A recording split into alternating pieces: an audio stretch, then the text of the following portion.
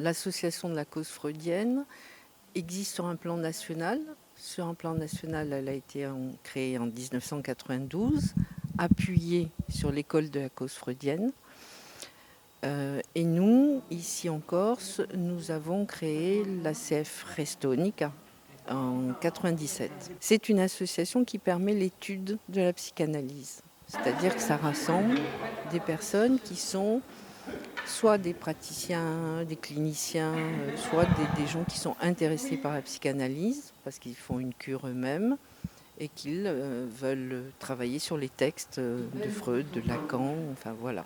On a deux façons de travailler. On a une façon de travailler entre nous, entre cliniciens, exclusivement, donc ça nécessite un travail assez resserré dans des petits groupes. Et puis il y a les conférences et les colloques qui sont ouverts au public. Et le colloque est toujours quelque chose il traite toujours une question sociétale. On a traité par exemple de la violence, de l'amour. L'année dernière, c'était les passions contemporaines.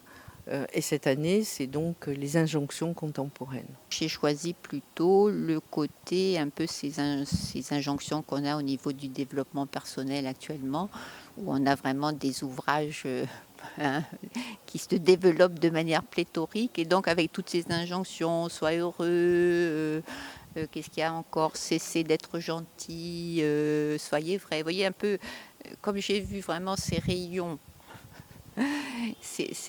se développer, ma foi, j'avais envie un peu de me pencher là-dessus et d'interroger ça. Hein, voilà. En substance, comment analysez-vous en tant que praticienne ces injonctions ? Alors au niveau du développement personnel, j'en ai lu quelques-uns, hein, par exemple celui qu'on connaît bien de David Servan-Schreiber qui a écrit Guérir, ceux de Christophe André par exemple, hein, donc libre, heureux, etc. Donc je crois que je me suis aussi beaucoup appuyée sur un livre une thèse en fait de sociologie, où ce qui était intéressant, c'était que c'était pas seulement le contenu des ouvrages, mais l'usage qu'en faisaient les lecteurs. Et en fait, c'est vraiment, comment on va dire, ils essayent vraiment que ça a un effet sur leur vie quotidienne. Est-ce que d'une certaine façon, ces nouveaux livres sur le développement personnel ne seraient pas une sorte de substitut à ce qu'était la religion à l'époque, à savoir un guide de comportement en société ? C'est tout à fait ça, hein, c'est-à-dire que c'est vraiment le côté... parce que bon, la vie quand même, c'est toujours un peu compliqué, on va dire. Hein. Donc selon les époques, on a un peu des guides, comme vous dites, des manuels, comme on a eu les manuels de savoir-vivre.